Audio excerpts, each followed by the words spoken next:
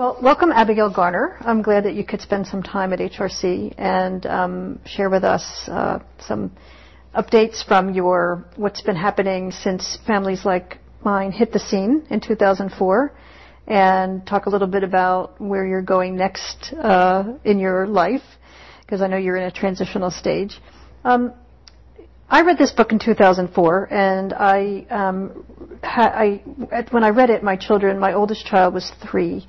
And I found it fascinating, and I learned a lot from the book that helped me in my professional role, which was counseling prospective gay and lesbian parents and running maybe baby groups.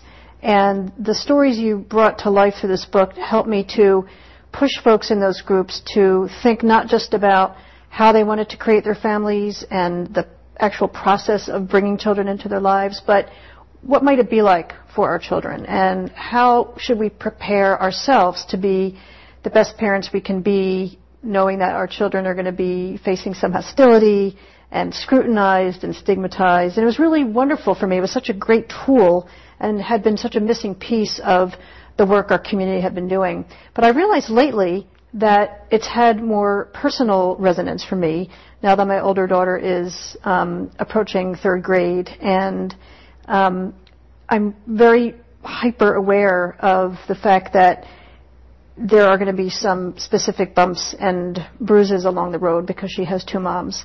And I'm starting to remember a lot of these voices and say, yes, that's exactly what Abbigail was saying. So I want you to tell me what inspired you to write the book, and what kind of stories and feedback you hear from people like me, for whom this book is sort of a must-read. You hit a number of important points about why I did write the book.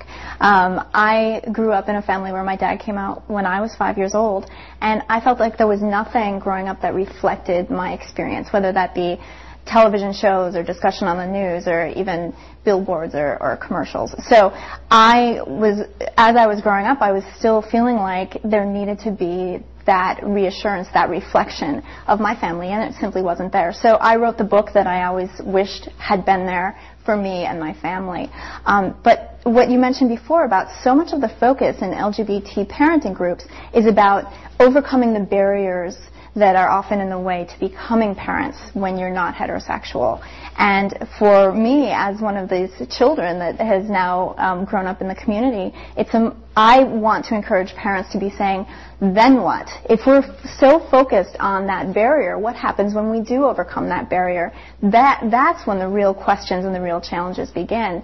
But that it's so much more than LGBT people wanting to be good parents for the sake of being good parents, but for them to nurture their children along the way.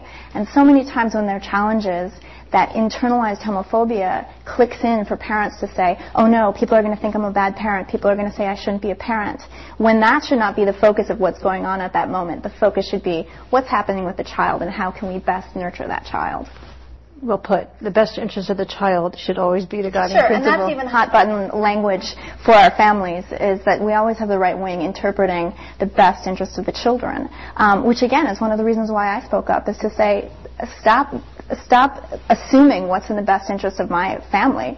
The best interest of the children is not to be continually politically terrorized by saying that we shouldn't have gay and lesbian parents. The best interest of our children is to be loved and nurtured in their families and left alone by politics. Did you recall feeling ashamed or embarrassed or uncomfortable over the course of your childhood or young adulthood because you had a gay father?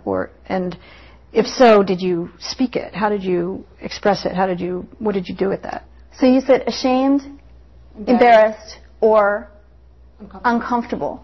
3 very different things on the spectrum of how kids respond to things, and it's going to be really different depending on where they are in their developmental stages. So I think for my family and a lot of other parents that the misstep they might take is to take a mental snapshot of where a child is at a certain point. So you might say, my 5-year-old is fine with having a lesbian mom. In fact, she was bragging to the guy at the deli counter about it, and never thinking that it's going to be an issue from then on. Never mind that then in 5th grade, someone says, "What do you mean your mom's lesbian?" And there starts to get some teasing, and suddenly she's going to be more careful about who she tells. The word ashamed, I think, is often labeled for the feelings that kids have when they choose not to be telling the world every day. And it's really not about shame for us. It's about being safe and navigating that level of safety. And for any LGBT person who can identify with the experience of walking into a room every time, every new space, and making that split-second decision, how out am I going to be?